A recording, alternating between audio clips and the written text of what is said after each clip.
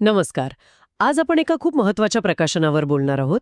शैक्षणिक दीपस्तंभ आणि अक्षरधन पब्लिकेशन यांनी प्रकाशित केलेला शिक्षक दिन 2025 विशेषांक. हो.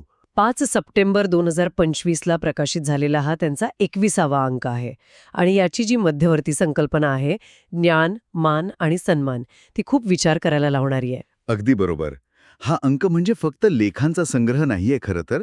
महाराष्ट्रातल्या शिक्षण क्षेत्रात जी काही धडपड सुरू आहे, जे प्रयोग सुरू आहेत, त्याचं एक प्रतिबिंब आहे असं म्हणायला हरकत नाही. हो. आणि ज्ञान, मान, सन्मान हे शब्द थोडे औपचारिक वाटू शकतात कधीकधी, पण या अंकातल्या शिक्षकांच्या प्रत्यक्ष अनुभवातून त्याचा खरा अर्थ आपल्याला कळतो. बरोबर. आपला उद्देश पण तोच आहे की या अंकातील जे 46 लेख आहेत त्या सगळ्यांचा आढावा घेणं शक्य नाहीये, पण काही निवडक म्हणजे जे प्रभावी अनुभव आहेत, जे विचार आहेत, त्यातून शिक्षकांचं काम, त्यांचं समर्पण आणि आजच्या काळातली आव्हानं समजून घेण्याचा प्रयत्न करूया. म्हणजे ज्ञान, मान, सन्मान याचा अर्थ उलगडेल असं वाटतं. नक्कीच. आणि हे बघणं महत्वाचं आहे की शिक्षक वैयक्तिक पातळीवर हे सगळं कसं साध्य करत आहेत. तर मग सुरुवात करूया एका मला वाटतं खूप हृदयस्पर्शी अनुभव आहे हा. डॉक्टर बाळासाठ शिंगोटे यांनी लिहिला आहे. बिट्टी नावाची एक दिव्यांग मुलगी. तिला शिकवण्याचा त्यांचा अनुभव म्हणजे डॉक्टरांनी तर सांगितलं होतं की ही मुलगी नाही शिकू शकणार, पण शिंगोटे सरांनी जे प्रयत्न केलेत अविश्वसनीय आहेत ते. आणि आज ती मुलगी फक्त शाळेत टिकून नाहीये, तर वाचायला, लिहायला, गणित करायला शिकलीये. हे वाचताना खरंच शिक्षकाच्या भूमिकेबद्दल खूप विचार येतात मनात. हो. हा अनुभव म्हणजे शिक्षकाच्या कामाची खरी खोली दाखवतो. हे फक्त अभ्यासक्रम शिकवणं नाहीये, नाही का? हे एका आयुष्याला दिशा देणं आहे. अगदी. आणि गंमत म्हणजे जेव्हा बिट्टीच्या पालकांनी डॉक्टरांना सांगितलं की ती जिल्हा परिषदेच्या शाळेत शिकते, तेव्हा डॉक्टरसुद्धा चकित झाले. हो ना. हे उदाहरण, जसं शिंगोटे सर म्हणतात, ते मराठी शाळांमधल्या शिक्षकांची निष्ठा आणि त्यांची क्षमता दाखवतं. अनेकदा काय होतं, इंग्रजी माध्यमांच्या झगमगाटात अशा मुलांकडे दुर्लक्ष होण्याची शक्यता असते. बरोबर. इथे शिक्षकाने मिळवलेला मान आणि सन्मान हा केवळ औपचारिक नाहीये, तो त्या मुलीच्या आणि तिच्या कुटुंबाच्या नजरेत कमावलेला आहे. पण हा अनुभव एका मोठ्या प्रश्नाकडे पण लक्ष वेधतो की असे जे वैयक्तिक प्रयत्न आहेत त्यांना व्यवस्थेचं पाठबळ कसं मिळणार. हाच मुद्दा आहे. आणि हीच निष्ठा, हेच समर्पण आपल्याला स्वाती नगराळे यांच्या लेखात पण दिसतं. ग्रामीण भागातील शिक्षण.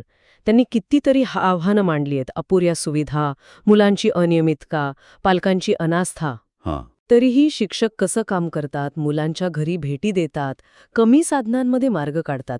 म्हणजे आव्हानं वेगळी आहेत, पण ती तळमळ तीच आहे. निश्चितच.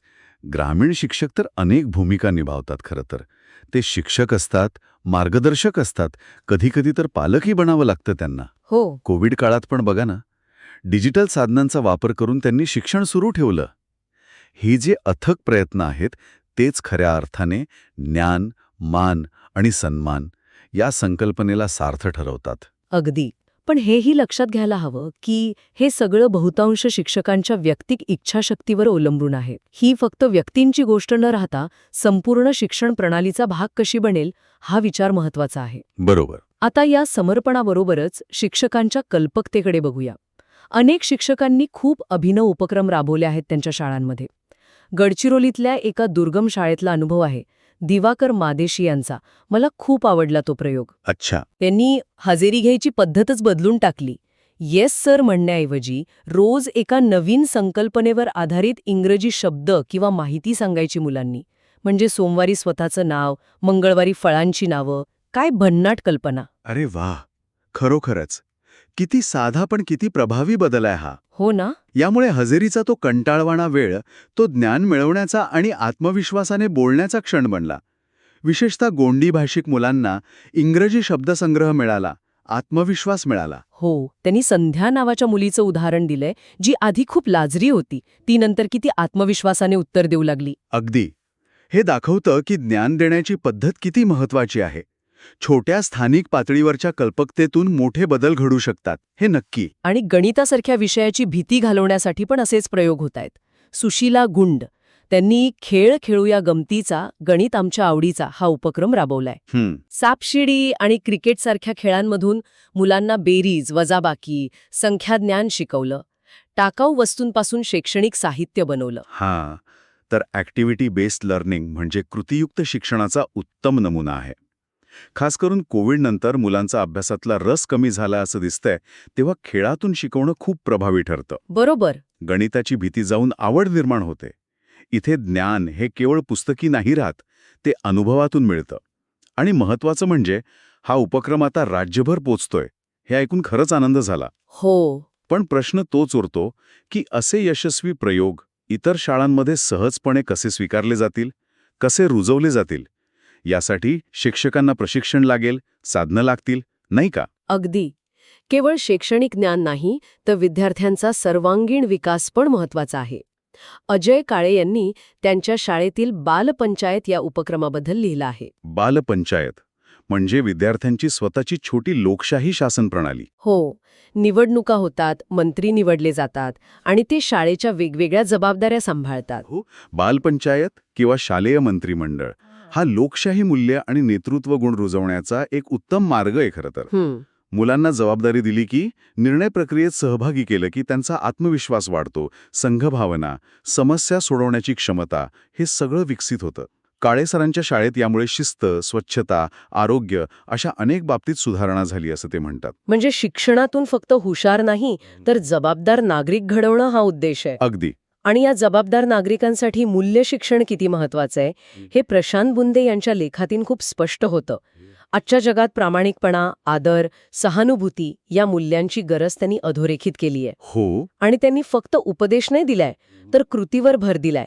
म्हणजे शिक्षकांचं आणि पालकांचं आदर्श वर्तन कसं असावं, कथा, प्रेरणादायी उदाहरणं, सामाजिक सेवा, गटकार्य, नियमित चर्चा, चांगल्या कामाचं कौतुक. हे खूप महत्वाचं आहे. बुंदे सर म्हणतात तसं मूल्य शिक्षण हा काही वेगळा विषय नाहीये, तो जगण्याचा भाग व्हायला हवा.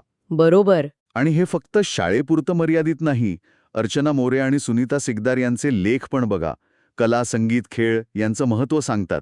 हो. कला आणि संगीत मुलांमधली सकारात्मकता वाढवतात, ताण कमी करतात. खेळातून शिस्त येते, संघभावना येते, खिलाडूपणा येतो. हे सगळे घटक मिळून विद्यार्थ्यांचा तो सर्वांगीण विकास होतो, ज्याला आपण होलिस्टिक डेव्हलपमेंट म्हणतो. हे खरं ज्ञान आहे जे फक्त पुस्तकातून मिळत नाही. आणि यामुळेच शिक्षकाला समाजात मान मिळतो. पण आजच्या या डिजिटल युगात काही नवी आव्हानं पण आहेत. 2 लेखकांनी वाचन संस्कृती कमी होत असल्याबद्दल चिंता व्यक्त केली आहे. अर्चना देशमुख, काव्यार्चना आणि संतोष चिकाटे. ही एक गंभीर समस्या आहे खरं तर. मोबाईल आणि सोशल मीडियामुळे मुलं वाचनापासून दूर जात आहेत असं त्यांचं निरीक्षण आहे. अगदी. वाचाल तर वाचाल हे आजही तितकंच खरं आहे. वाचनाने फक्त ज्ञान नाही मिळत, तर विचारशक्ती, कल्पनाशक्ती, सहानुभूती वाढते. हो.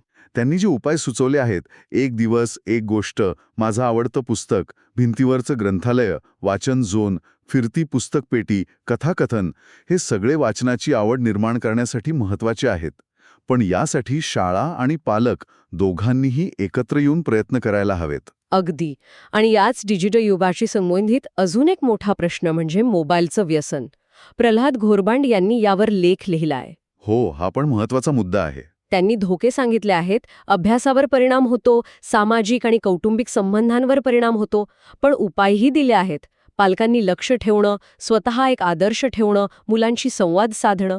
हा मुद्दा थेट शिक्षकाच्या बदलत्या भूमिकेशी जोडला जातो. स्पृहा इंदू यांनी म्हटले बघा, शिक्षक आता फक्त ज्ञान देणारा नाही राहिला, तो सुलभक आहे. फॅसिलिटेटर. हो, म्हणजे विद्यार्थ्यांना स्वतःहून शिकायला मदत करणारा, माहितीच्या या जंजाळातून योग्य मार्ग शोधायला मदत करणारा मार्गदर्शक. तंत्रज्ञान हे एक साधन आहे, त्याचा योग्य वापर कसा करायचा हे शिकवणं हे पण आता शिक्षकाच्या कामाचा भाग बनला आहे. यातच मग डिजिटल नैतिकता आणि सुरक्षित वापराचे धडे पण आले. आणि ह्याच सगळ्या बदलांना प्रतिसाद म्हणून राष्ट्रीय शैक्षणिक धोरण 2020 म्हणजे NEP 2020 आला आहे. त्याची माहिती अर्चना अढाव यांनी दिली आहे त्यांच्या लेखात. त्यांनी त्या धोरणाच्या 5+3+3+4 संरचनेबद्दल सांगितलं आहे. म्हणजे वयाच्या 3ऱ्या वर्षापासून शिक्षणाची सुरुवात, टप्प्याटप्प्याने विकास, विषय निवडीचं स्वातंत्र्य आणि तंत्रज्ञानाच्या वापरावरचा भर. बरोबर. NEP 2020 हे शिक्षण भविष्याकडे कसं पाहते याचा एक आराखडा आहे. तो 5 वर्षांचा पायाभूत टप्पा, वय 3 ते 8, मग 3 वर्षांचा पूर्व प्राथमिक 8 ते 11, परत 3 वर्षांचा मध्यम 11 ते 14 आणि 4 वर्षांचा माध्यमिक 14 ते 18. ही रचना शिक्षण अधिक लवचिक आणि विद्यार्थी केंद्रित बनवण्याचा प्रयत्न करते. हो. याचा भर रट्टा मारण्याऐवजी संकल्पना समजून घेणं, चिकित्सक विचार करणं आणि कौशल्य विकसित करण्यावर आहे. अर्थात या धोरणाची यशस्वी अंमलबजावणी ही शिक्षकांच्या आणि शिक्षण व्यवस्थेच्या तयारीवर आणि त्यांच्या सहभागावर अवलंबून असणार आहे. ही धोरणं ज्ञानाची व्याख्याच बदलू पाहत आहेत असं म्हणायला हरकत नाही. खरंय. आणि या सगळ्या प्रक्रियेत पालक आणि मुलांमधला संवाद किती महत्वाचा आहे हे योगिता भिंटे यांच्या लेखातून समोर येतं. बालक-पालक संवाद एक हरवलेली गोष्ट. त्या म्हणतात की आजकालच्या धावपळीत हा संवाद खूप कमी होत चाललाय. हे अत्यंत महत्वाचं आहे. मुलांचं म्हणणं शांतपणे ऐकून घेणं, त्यांच्या विचारांचा आदर करणं हा त्यांच्या भावनिक आणि मानसिक आरोग्याचा पाया आहे, नाही का? अगदी. शाळेतले प्रयत्न आणि घरातला संवाद यांची सांगड घातली गेली तरच शिक्षणाचे अपेक्षित परिणाम दिसू शकतील. अनेकदा तर शिक्षकांनाच ही उणीव घरून काढावी लागते, जसं कविता पुदाले यांच्या मी आणि माझे विद्यार्थी या लेखात दिसतं, जिथे त्या आई नसलेल्या मुलांशी आईचं नातं जोडतात. हो, किती महत्वाचं आहे हे. आणि याच अंकात स्त्री शिक्षकांच्या योगदानाबद्दल आणि त्यांच्या सन्मानाबद्दल पण कुसुम शिंदे ढेडे यांनी लिहिलं आहे. सावित्रीबाई फुले यांच्या कार्याचं स्मरण करून आजच्या स्त्री शिक्षिका कशा समाजाला घडवत आहेत हे त्यांनी सांगितलं आहे. हा मुद्दा तर मान आणि सन्मान या संकल्पनेच्या अगदी केंद्रस्थानी आहे. सावित्रीबाईंनी ज्या संघर्षातून स्त्री शिक्षणाचा पाया रचला त्यावर आज अनेक महिला शिक्षक इमारत उभारत आहेत. बरोबर. त्या फक्त मुलींनाच नाही तर संपूर्ण समाजाला शिक्षित करत आहेत. त्यांचा सन्मान करणं ही केवळ औपचारिक बाब नाहीये, तर समाजाच्या प्रगतीसाठी ती आवश्यक गोष्ट आहे. तरीही काही ठिकाणी अजूनही मुलींच्या शिक्षणाबद्दल किंवा महिला शिक्षकांच्या कामाबद्दल पूर्वग्रह दिसतात कधीकधी. त्यावर मात करणं गरजेचं आहे. तर या शिक्षक दिन 2025 विशेषांकमधून आपण शिक्षकांच्या कामाची एक म्हणूया की बहुआयामी झलक पाहिली. बिट्टीला शिकवणाऱ्या सरांचं ते समर्पण असो, गडचिरोलीतला तो हजेरीचा अनोखा प्रयोग असो, बालपंचायतीतून लोकशाही रुजवणं असो किंवा मग डिजिटल युगातली आव्हानं पेलणं असो. महाराष्ट्रातले शिक्षक ज्ञान, मान आणि सन्मान या संकल्पनेला स्वतःच्या कार्यातून खऱ्या अर्थाने जिवंत ठेवत आहेत. त्यांची ऊर्जा, त्यांची तळमळ खरंच वाखाणण्याजोगी आहे. नक्कीच. आणि या सगळ्या चर्चेतून विचार करण्यासाठी एक महत्त्वाचा मुद्दा पुढे येतो असं मला वाटतं. या अंकात आपण अनेक शिक्षकांनी वैयक्तिक किंवा स्थानिक पातळीवर केलेले यशस्वी आणि खरंच प्रेरणादायी प्रयोग पाहिले, ऐकले. हो. हे प्रयोग खूप महत्त्वाचे आहेत, यात शंका नाही. पण ते बहुतांशी त्या शिक्षकापुरते किंवा फार तर त्या शाळेपुरते मर्यादित राहतात. तर प्रश्न असा आहे की हे जे स्थानिक पातळीवरचे यशस्वी प्रयोग आहेत ते अधिक व्यापक स्तरावर कसे नेता येतील. बरोबर. रचना लागेल जेणेकरून या अंकातील लेखांमध्ये जे आपण सकारात्मक बदल पाहिले त्याचा फायदा राज्यातील अधिकाधिक विद्यार्थ्यांना मिळू शकेल आणि शिक्षकांच्या ज्ञान, मान आणि सन्मानाला खऱ्या अर्थाने संस्थात्मक बळकटी मिळेल, यावर विचार करायला हवा.